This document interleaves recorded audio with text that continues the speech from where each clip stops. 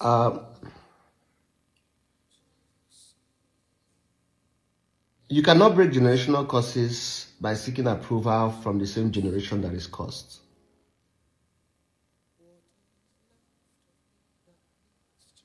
I say no, no. It has been like this. That is how our forefathers. That is how, and that is why you've been where you are. Because you have to continue a ritual that have sustained whatever spirit or deity that have kept your family in poverty or in that curse that has eaten deep into the foundation of the family. If you must break out of that, you must do the opposite of what is being practiced. And the first way to start is to give your life to Jesus. Someone will now ask, what are you talking about? Which ritual are you talking about? I don't go to my village to do anything. It's because you think that ritual is only when you go to your village. Listen, there are certain things that is reactivated when it is put in habits that you have cultivated. Either it is coming from your father's place or from your mother's place. But in pouring libation, in doing those habits, you are reactivating whatever has held your family or has held you each time you do that. So somebody will say, what are you talking about? You notice that your grandfather used to have problem with drinking. Your father has serious problem with drinking. And when he drinks, he does and says a lot of things. And you now, you like to drink here and there. And you say it's just minor. What you don't know is that for every time you're drinking and you get drunk, you've poured libation to reactivate that covenant, that bondage, that curse that has held you for years. And each time you say, I'm going to stop, you find yourself even increasing. And that is why you wonder why you cannot break that addiction yourself. Because it is not you that put it there, my friend. It's not you. It's in the bloodstream. It's more powerful than you think.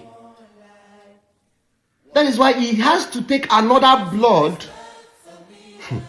to replace and break that thing. That is why people that have gone through genuine addiction, once they have an encounter with Jesus, their life changes. When I begin to talk about, I'm not speaking from what I read in a book, I'm talking direct from experience. Or you find out that your forefathers or your forefathers have several wives. You said polygamy was a thing. And you now, you notice that your father also had several girlfriends. Maybe because of the era we live in, he married one wife, but he had several girlfriends.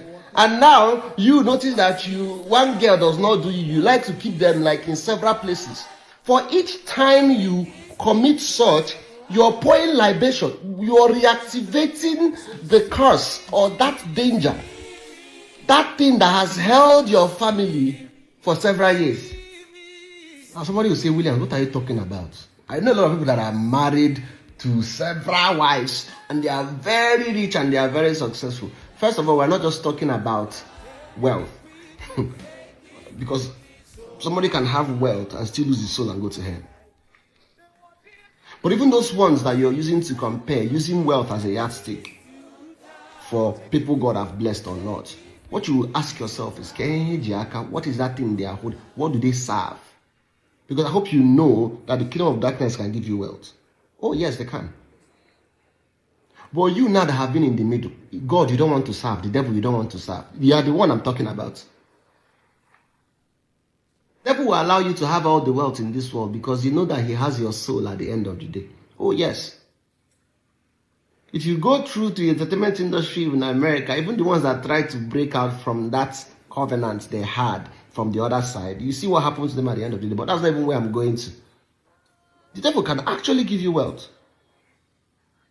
If you have an agreement with him and say, okay, I'm going to serve you, I'm going to be doing X, Y, Z, I'm going to be intentionally making sacrifices to you, he is going to give you whatever he wants. But of course, he goes with your soul. And what shall it profit a man to win the whole world and lose his soul? 1 billion years in hell is like one day. So that's not even what I'm talking about. Let me give you another example. Some of you notice that at some particular time in a year, something happens to you. Some of you at some particular time, maybe every 3 years, a man dies in your family. or you find out that every October something happens, or you find out that there is something that usually repeats itself at a particular time of the year. What you don't know is that most of the time, that particular date, many years ago, a ritual used to be carried out, maybe sometimes for genuine reasons, maybe to protect family. Your great-grandfather will be going to a shrine to create a scenario where this God should be protecting my family or something. And when he has gone, nobody is doing that again. So every month, that particular time, that deity that has been activated. Because you can activate something and in 200 years it's still active. You can activate something and the door. Have you not read the Bible where you see that a place where Moses or a place where Abraham built something many years ago, somebody comes and that portal is still open to the heavens. But the person that did that, created that altar there, built that altar there, has been long gone. It also happens like that on the other side. So there are doors most of you are opening. What you don't know is that you're opening a door. If we want to go and do rituals, you are opening a door that will be there for another 100 years and affect your lineage. So it might be that it was for genuine reasons in the past, but the door has been opened. The door has been opened. And what happens is that at that particular time of the month, because that thing they come to consume is not there, they take somebody. They cause an accident. You go through it and you survive sometimes because you're even trying to worship God as little as possible. I also believe that you have seen families that even have all the money in this world, but there is a particular son. In every generation, there is a particular one they will give birth to, and that one is different. There's a particular one they give birth to. That one is going mad. One it will have epilepsy because they have agreed that for every generation, one will be used as a sacrifice. These things are true. These things are real. Is you that have decided to live in ignorance and think that life is just normal. Life is highly spiritual, and sometimes the life we live has been decided by some of the people that came before us. But it is your responsibility to remove yourself from that thing. But you now, you don't even want to be serious to remove it.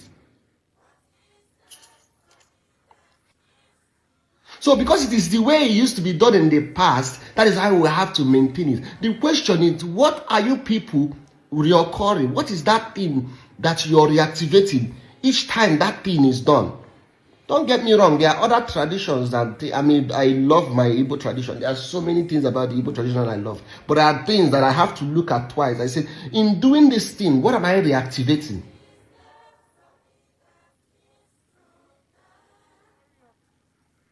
Until you understand this thing and stop living in this aloofment of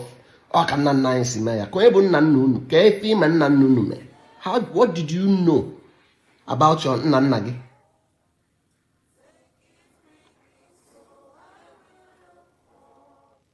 God will help us, and it's a call to seek Christ. It's a call to seek relationship with Jesus, because the truth of the matter is only Jesus that can save you out of that thing.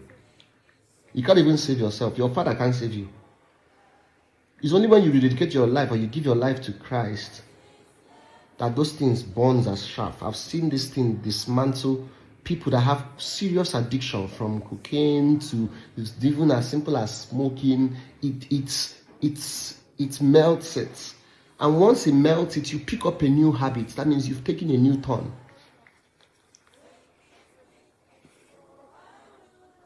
Have a beautiful day.